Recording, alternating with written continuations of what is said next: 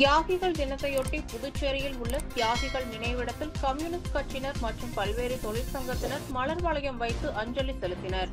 ஆசிய கண்டத்திலேயே முதலில் புதுச்சேரியில் 8 மணி நேர வேலை செய்யும் உரிமை, தொழிற்சங்கம் அமைக்கும் உரிமை, சம வேலைக்கு சம ஊதியம் உள்ளிட்ட உரிமைகள் பெறப்பட்டன. கடந்த 1936ஆம் ஆண்டு ஜூலை மாதம் 30ஆம் தேதி 8 மணி நேர வேலை கேட்டு போராடிய பாஞ்சாலை தொழிலாளர்கள் மீது பிரெஞ்சு ராணுவம் துப்பாக்கி சூடு நடத்தியது. இந்த துப்பாக்கி சூட்டில் 12 பாஞ்சாலை தொழிலாளர்கள் கொல்லப்பட்டனர். அவர்களது தியாகத்தை நினைவுகூரும் விதமாக ஆண்டுதோறும் ஜூலை மாதம் 30ஆம் தேதியை தியாகிகள் தினமாக கம்யூனிஸ்ட் கட்சியினர் கடைபிடித்து வருகின்றனர். அதன்படி ஜூலை 30 தியாகிகள் நினைவு தினம் இன்று அனுசரிக்கப்பட்டது. இதையொட்டி புதுச்சேரி கடலூர் சாலையில் அலங்கரித்து வைக்கப்பட்டிருந்த தியாகிகளை நினைவிடத்தில் இந்திய கம்யூனிஸ்ட் உள்ளிட்ட பல்வேறு தொழிற்சங்கத்தினர் மற்றும் தொழிலாளர்கள் மேளதாளங்களுடன் ஊர்வலமாக வந்து மலர் வளையம் வைத்து அஞ்சலி செலுத்தினார்கள்.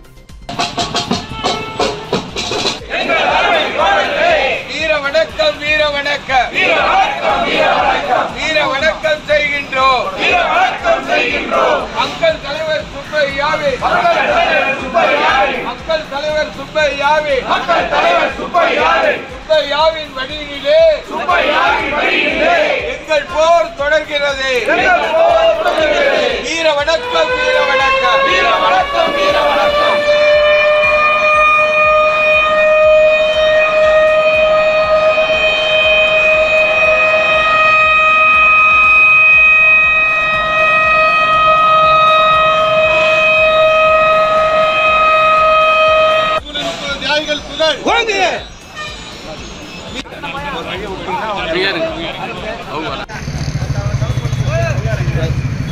தாழ்த்தப்பட்ட மக்கள் என்று சொல்லக்கூடிய தலித் மக்களும் பழங்குடியின மக்களுடைய உரிமைகளை பறிக்கிற ஒரு ஆட்சி அதிகாரத்தை நடத்துவது இப்படிதான் ஒரு ஆட்சி.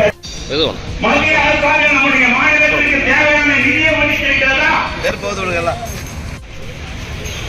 கடந்த ஆண்டை ஒப்பிடுகிற பொழுது ஏறத்தாழ 763 கோடி ரூபாய்க்கு குறைவாகவே தான் இந்த ஆண்டு ஒதுக்கீடுகளை திறப்போம் என்கிறார்கள். பணியாற்றிய ஊழியர்களுக்கு ஆண்டு கணக்கில் சம்பளம் இல்லை. அஞ்சலி செலுத்துகிற நிகழ்வோடு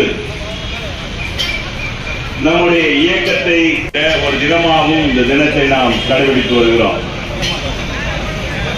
சமீபத்தில் நடந்து முடிக்கிறதே சொல்லுகிறார்கள், இந்த ஆட்சியிலே ஊழல் நிறைந்திருக்கிறது. இப்போது அவர்களுக்குள்ளே ஒரு சூழலை நாம் கண்கூடாக பார்த்துக் கொண்டிருக்கிறோம். இங்கே இருக்கிற இந்த ஆட்சி அதிகாரம் என்பதும்